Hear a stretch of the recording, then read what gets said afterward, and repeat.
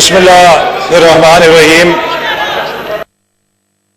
کا شکریہ. اب جبکہ یہ بجٹ کی بحث تقریباً وائنڈ اپ ہو رہی ہے، میں کچھ معروضات اس بجٹ کے حوالے سے ضرور دوبارہ پیش کرنا چاہوں گا کہ شاید حکومت ان کی روشنی میں نظر ثانی کرے. جناب اسپیکر، یہ بات آج میں سمجھتا ہوں کہ صرف اپوزیشن نہیں کہہ رہی، پاکستان کے حوالے سے ہر پاکستانی بھی کہہ رہا ہے، اور بیرون ملک وہ تمام لوگ جو پاکستان سے محبت رکھتے ہیں وہ بھی اس حقیقت سے بہت بے چین ہیں کہ آج پاکستان اپنی 72 سالہ تاریخ میں بدترین اکنامک کرائسس کا سامنا کر رہا ہے. یہ اقتصادی اور معاشی بحران مین میڈ ہے، یہ کسی قدرتی آفت سے نہیں آیا، یہ کسی ناگہانی آفت سے نہیں آیا. آج ہماری معاشی مشکلات ہیں، یہ ہماری اپنی حکومت کی پیدا کردہ ہے مس مینجمنٹ آف اکانومی سے، اور صرف ایک سوچ سے کہ ان کے اندر نفرت بھری ہوئی ہے، اور پچھلی تمام کامیابیوں کو زیرو کرنے کے لیے انہوں نے پاکستان کے اعتماد کے ساتھ، پاکستان کی ریپوٹیشن کے ساتھ اور پاکستان کے مستقبل کے ساتھ کھیلا. جناب اسپیکر، میں نے اس سے پہلے بھی عرض کیا تھا کہ جنوری 2018 میں ورلڈ بینک نے اپنے ساؤتھ ایشیا کے فورکاسٹ میں یہ کہا تھا کہ اگلے 2 سال کے لیے پاکستان کی معیشت 6% سے گرو کرے گی، 6% 2019 کے لیے اور 6% 2020 کے لیے. جناب اسپیکر، ورلڈ بینک کے اندر کوئی ماجے گامے جعلی ڈگریاں لے کر نہیں بیٹھے ہوئے ہیں. وہاں پہ پوری دنیا کے پی ایچ ڈیز اکنامکس کے، کسی نے شکاگو اسکول سے کی ہوئی ہے، کسی نے اور بہترین فائنانس اور اکنامکس کے اسکول سے کی ہوئی ہے، ان کے اینالسٹ بیٹھے ہیں. اور اگر وہ پاکستان کو کہہ رہے تھے کہ یہ 2018 کے بعد اگلے 2 سالوں کے لیے 6% سے ترقی کرے گا، تو اس کی وجہ وہ اقتصادی ترقی کا تسلسل تھا جو 5 سالوں میں مسلم لیگ نون کی حکومت نے قائم کیا. ایک گروتھ مومنٹم قائم کیا، ایک انویسٹر کانفیڈنس قائم کیا، ایک ملک کے اندر اور ملک کے باہر سرمایہ کاروں کا اعتماد پیدا کیا، جس میں سی پیک نے بہت اہم کردار ادا کیا. لیکن بدقسمتی سے 2018 میں آر ٹی ایس برانڈ حکومت پاکستان کے اندر آئی، آر ٹی ایس کا جھلو چلا، اور ایک ایسی حکومت آئی کہ جس کے لیڈر نے اپنی زندگی میں کبھی ایک یونین کاؤنسل نہیں چلائی تھی. میں جناب اسپیکر نارووال کے دیہات میں لوگوں کو یہ بات سمجھاتا تھا، کیا اگر تم اپنی موٹر سائیکل کسی اناڑی کو دو گے تو وہ کیا کرے گا؟ تو وہ کہتے تھے، نہیں جناب، ہم کسی اناڑی کو موٹر سائیکل نہیں دیں گے، وہ کسی دیوار میں مارے گا، کسی بس کے نیچے آئے گا، خود کا بھی سر پھاڑے گا اور موٹر سائیکل بھی توڑے گا. پھر میں ان سے پوچھتا تھا، کیا 20 کروڑ عوام کی مشین کسی اناڑی کو دی جا سکتی ہے؟ اگر دو گے تو کیا ہوگا؟ وہ کہتے تھے، جناب یہ ایکسیڈنٹ ہی کرے گا، کوئی منزل تے نہیں لے کے جا سکتا. آج ہم دیکھ رہے ہیں کہ ایک اناڑی ڈرائیور کو، جس نے زندگی میں نہ یونین کاؤنسل چلائی، نہ ضلع چلایا، نہ صوبے کی کوئی وزارت چلائی، نہ مرکز کا کوئی عہدہ رکھا، پہلے دن وہ وزیر اعظم بنا اور وہ اس پوری انتظامی مشین کو دیکھ کے ششدر رہ گیا، اور ابھی تک اس اپرینٹسشپ پروگرام سے گزر رہا ہے، آن جاب ٹریننگ کے عمل سے گزر رہا ہے. لیکن یہ آن جاب ٹریننگ پاکستان کو بہت مہنگی پڑی کہ ہماری گروتھ ریٹ 5.8 سے گر کے -0.5% پہ آ گئی. دنیا میں کوئی ملک اتنی تیزی سے نہیں گرا. پھر اب کل جناب ریفارمز کی حکومت ہے. جناب ریفارمز اگر آپ دیکھیں، 20ویں صدی میں دنیا میں 2 لیڈروں نے ریفارم کیے. ایک چائنا میں ڈینگ زیاؤپنگ نے کیا، اور اسی وقت سوویت یونین کے اندر گوربیچوف نے بھی ریفارم کیا. دونوں لیڈر ریفارم کرنا چاہ رہے تھے. ڈینگ زیاؤپنگ نے کہا میں جو ریفارم کروں گا میں اپنے آرڈر پہ اسٹیبلٹی پہ کمپرومائز نہیں کروں گا اور میں اسی سسٹم کے ایکولیبریم کو قائم رکھوں گا, اس کو 360 ڈگری چینج کروں گا. لیکن گورباچوف نے کہا وہی تقریر کی جو عمران خان صاحب کرتے ہیں. گورباچوف نے کہا میں سارے مافیا کو گراؤں گا, میں اس ڈھانچے کو گراؤں گا اور ایک نئی عمارت کھڑی کروں گا, اور وہ مافیا گراتے گراتے گورباچوف نے ریاست کو گرا دیا. آج پاکستان کو بھی ریاست مدینہ کا سامنا نہیں ہے, پاکستان کو سوویت یونین کے گورباچوف کا سامنا ہے جو ایک ایک کر کے پاکستان کی معیشت کے ہر سیکٹر کو ڈھا رہا ہے اپنی ضد کے لیے, اپنی انا کے لیے, اور صرف اس لیے کہ وہ خود ثابت کرنا چاہتا ہے کہ شاید وہ کوئی فرشتہ ہے اور باقی سب اس ملک کے 22 کروڑ لوگ چور ہیں. میں جناب اسپیکر چیلنج کرتا ہوں, عمران خان صاحب آئیں, انہوں نے اتنا انکم ٹیکس دیا جتنا میں نے انکم ٹیکس دیا. اس کا مطلب یہ ہے کہ ان کی اتنی آمدن ہے جتنی میری آمدن ہے.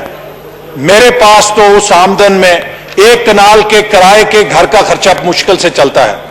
یہ بتائیں کہ اس آمدن کے اندر 300 کنال کے مال کا خرچہ کیسے چلاتے ہیں؟ کیا ایف بی آر میں جرت ہے کہ ان سے پوچھے, کیا نیب میں جرت ہے کہ ان سے پوچھے کہ انہوں نے 10 کروڑ کا مکان 2 زمان پارک پہ اس انکم ٹیکس کی آمدن میں کس طرح بنایا ہے؟ اور اس کے بعد مسٹر کلین ہے. جناب والا, شوگر کے اوپر انکوائری تو یہ تھی کہ 50 روپے کلو 5 سال قیمت رہی. مسلم لیگ نون کی حکومت میں غریب آدمی کو 53 روپے چینی ملتی رہی کلو, تو وہ ایک دم 90 روپے پہ کیوں چلی گئی؟ تو جناب آپ نے کہا کہ ہم انکوائری کریں گے. جب انکوائری میں آپ کے لوگوں کا نام آیا تو کہا کہ نہیں, اس طرح کرو جو ہمارے گاؤں کے اندر ہوتا ہے کہ جب کسی قاتل کو بچانا ہوتا ہے تو کہتے ہیں کہ پورے گاؤں کا نام ایف آئی آر کے اندر لکھ دو, یہ قاتل بھی چھٹ جائے گا. تو آپ نے ایف آئی آر پوری انڈسٹری پہ کاٹ کے اپنے چوروں کو بچا لیا ہے. لہذا جناب والا, یہ گورباچوف سٹائل جو ریفارمز ہیں یہ پاکستان کی تباہی کا ذمہ دار ہیں. اب آ جائیے بجٹ کے اوپر. یہ اگر بجٹ کیو بلاک میں بنا ہوتا تو میں چلے مانتا, ان سے بحث کرتا. اب جناب والا, یہ جو بجٹ یہاں پیش کیا گیا ہے اس کے 2 پہلو بڑے ہی دلچسپ ہیں. شاید جبکہ پاکستان اتنے بدترین اقتصادی بحران سے گزر رہا ہے, اس حکومت کے پاس کوئی وزیر خزانہ نہیں ہے جو یہاں بجٹ پیش کر سکے. آپ دیکھیے یہ کتنا بڑا لطیفہ ہے کہ یہاں پر جب پاکستان ایک پینڈیمک کے بعد بدترین اقتصادی بحران سے گزر رہا ہے, this government does not have a finance minister who can present budget here in this house, اور انہیں صنعت کے وزیر کو ادھار میں لینا پڑا کہ جناب آئیے آپ آ کے یہ بجٹ پیش. 9 منٹ ہو گئے جی. اس سے زیادہ غیر سنجیدگی کیا ہو سکتی ہے؟ پھر اگر کیو بلاک میں بنا ہوتا میں بحث کرتا. جناب والا, یہ بجٹ تو Pennsylvania Avenue Washington D C I M F کے ہیڈ کوارٹر سے بن کر آیا ہے, یہاں تو چھاپا لگا کے پیش کیا گیا ہے. اب یا تو ہم ان کے ساتھ بحث کریں. شکریہ جناب ابھی ایک منٹ. اسی طرح اس بجٹ کے جتنے ٹارگٹس ہیں جناب اسپیکر وہ ان ریئلسٹک ہیں. ہم پہلے بھی کہہ چکے ہیں, ہم نے پچھلے سال بھی کہا تھا کہ حکومت سیوان کے ساتھ دھوکہ کر رہی ہے, اور یہ بات میں نہیں کہہ رہا, ایڈوائزر فائنانس نے کہا اگلے دن کہ بجٹ ڈاکومنٹ از ناٹ سیکروسینٹ. مطلب یہ ہے کہ یہ تو تبدیل ہو سکتا ہے. اگر یہ بجٹ ڈاکومنٹ سیکروسینٹ نہیں ہے, سے مور لگوا کے ٹھپا لگوا کے اس ایوان کی توہین کیوں کر رہے ہیں؟ چونکہ آپ نے اس کو بدلنا ہے, آپ نے منی بجٹس لے کر آنے ہیں. اور میں یہ بات جناب اسپیکر آپ کو گواہ بنا کر کہتا ہوں کہ پچھلے سال انہوں نے 5555 ٹیکس ریونیو رکھا تھا. ہم نے اس وقت بھی کہا تھا یہ الٹے لٹک جائیں, یہ 4200 سے زیادہ ارب سے ٹیکس اکٹھا نہیں کر سکیں گے. 3900 پر آیا. اس سال انہوں نے رکھا ہے اس ٹیکس ریونیو کو بڑھا کے 4900 پہ لائے ہیں. میں جناب ادب کے ساتھ کہتا ہوں کم سے کم 600 سے 700 ارب کا شارٹ فال ہوگا جب اگلے سال کا بجٹ ہوگا. میری یہ بات ریکارڈ کر لیجئے, اور اگلے سال بجٹ کے اوپر ہم اس پر بحث کریں گے.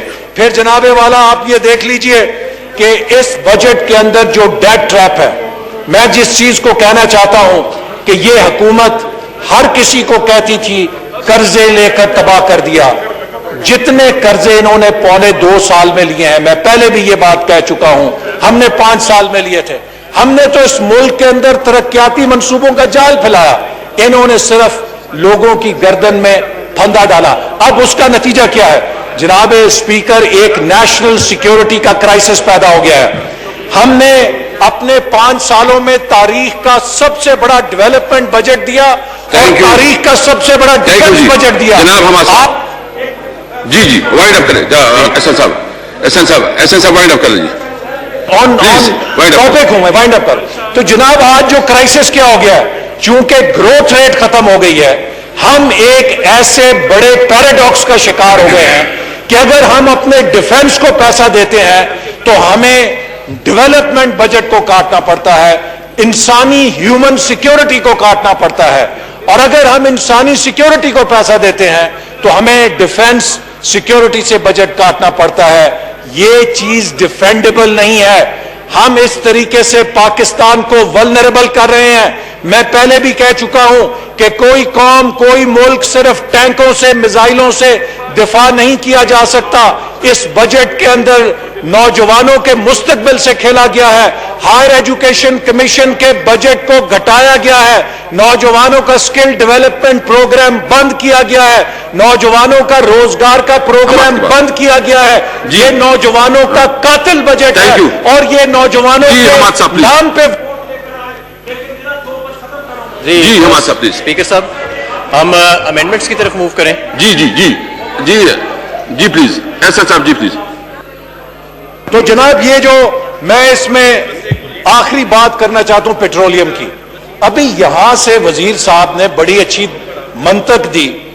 یا تو یہ ہم سب کو سمجھتے ہیں کہ اللہ تعالیٰ نے ہمیں عقل نہیں دی, یا پھر شاید یہ عقل سے اللہ تعالیٰ نے کسی طرح محروم رکھے ہیں. کس کو بیوقوف بنا رہے ہیں؟ جناب اسپیکر, ہماری 2018 میں جب حکومت گئی, بین الاقوامی منڈیوں میں تیل کی قیمت تھی $72 فی بیرل. $72 فی بیرل کے اوپر جو پاکستان میں پٹرول ملتا تھا 88 روپے لیٹر ملتا تھا. آج بین الاقوامی منڈی میں قیمت ہے 40-41 بیرل اور یہ دے رہے ہیں 100 روپے فی لیٹر.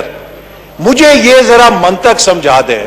یہ کہتے ہیں بین الاقوامی منڈی میں قیمت بڑھ گئی.